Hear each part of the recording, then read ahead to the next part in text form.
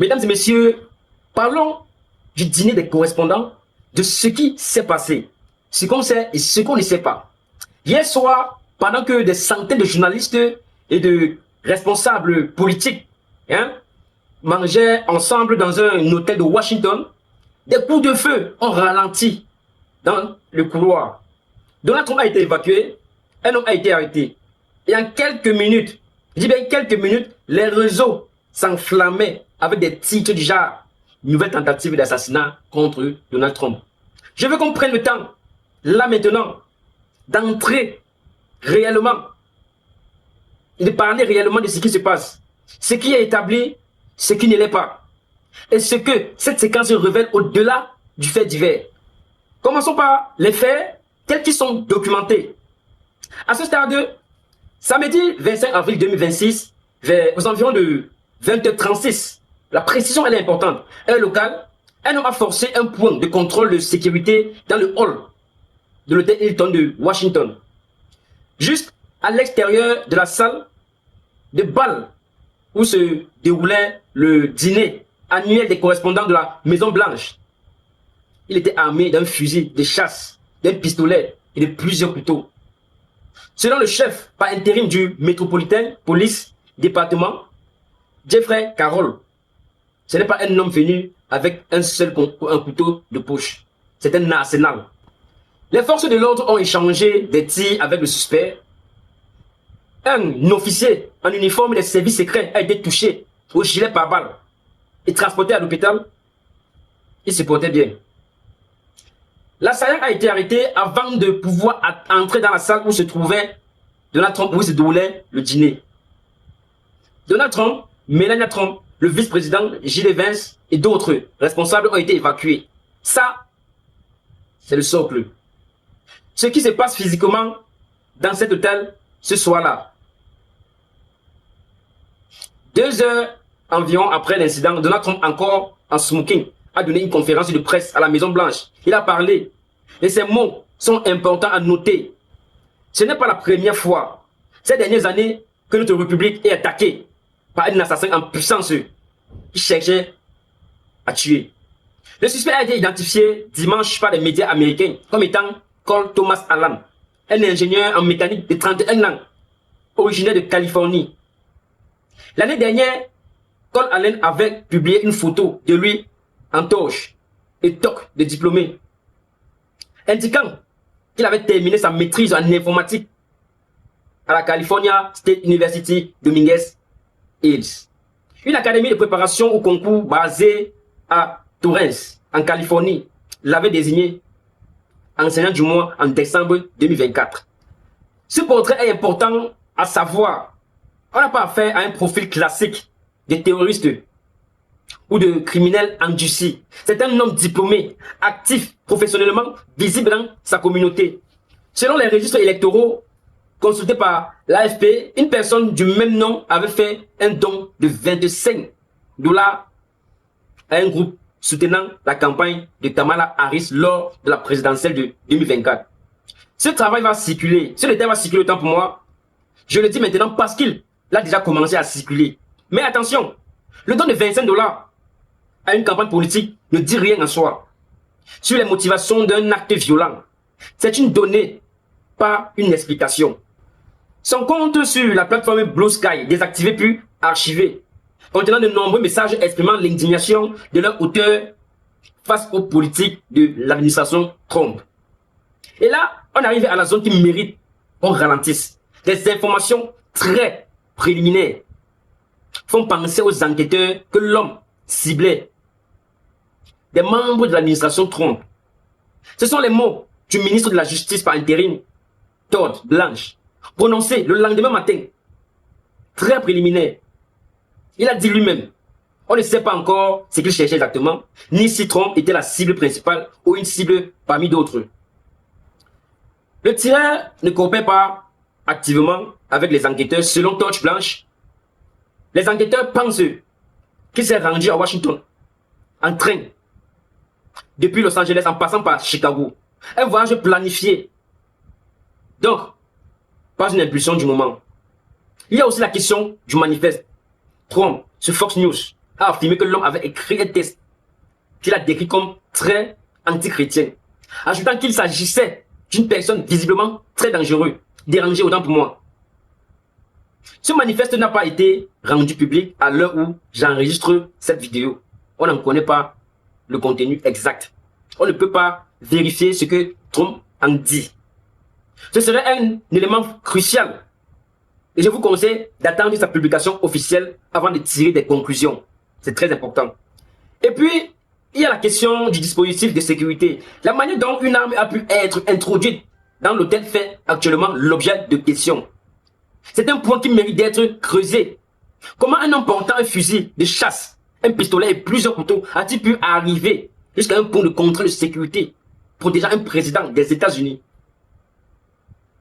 Replaçons cet événement dans son contexte.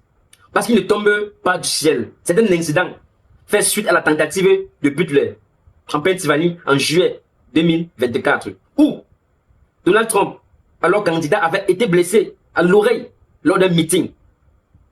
Il s'inscrit dans une séquence plus large de menaces croissantes. Et donc, en février 2026, un homme de 21 ans approchant avec un fusil de chasse et un bidon de gaz a été abattu par des agents des services secrets.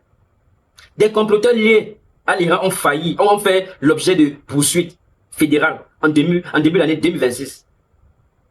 Ce que nous regardons ce soir n'est pas un événement isolé, c'est une séquence. En 250 ans de vie constitutionnelle, 4 présidents américains ont été assassinés et 16 ont été visés par des tentatives ou des complots. Soit plus d'un tiers de ceux qui ont occupé la Maison Blanche. Ce n'est pas une donnée historique qui mérite d'être posée froidement sans dramatiser.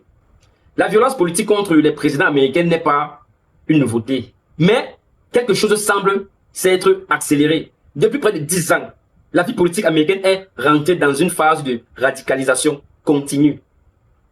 Plusieurs analyses révèlent une augmentation soutenue des menaces visant les élus et une atmosphère rappelant certains aspects des années 1960, avec un niveau de conflictualité qui dépasse le cadre des compétitions électorales habituelles.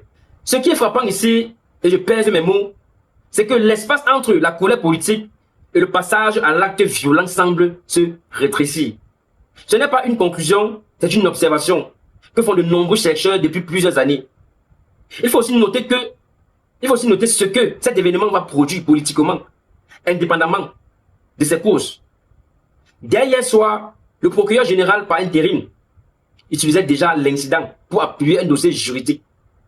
Dans une lettre partagée sur X, il demandait à une organisation de préservation du patrimoine d'abandonner ses démarches judiciaires pour bloquer la construction d'une salle de bal à la Maison Blanche, arguant que la tentative d'assassinat prouvait qu'une telle salle était indispensable à la sécurité du président. Je ne dis pas que c'est illégitime. Je dis que dans les heures qui suivent un événement comme celui-là, les interprétations politiques arrivent très vite, parfois trop vite. C'est le moment du script où je veux être le plus direct avec vous. On ne sait pas encore les vraies motivations de Cole Allen. Les enquêteurs eux-mêmes disent que les informations sont très préliminaires.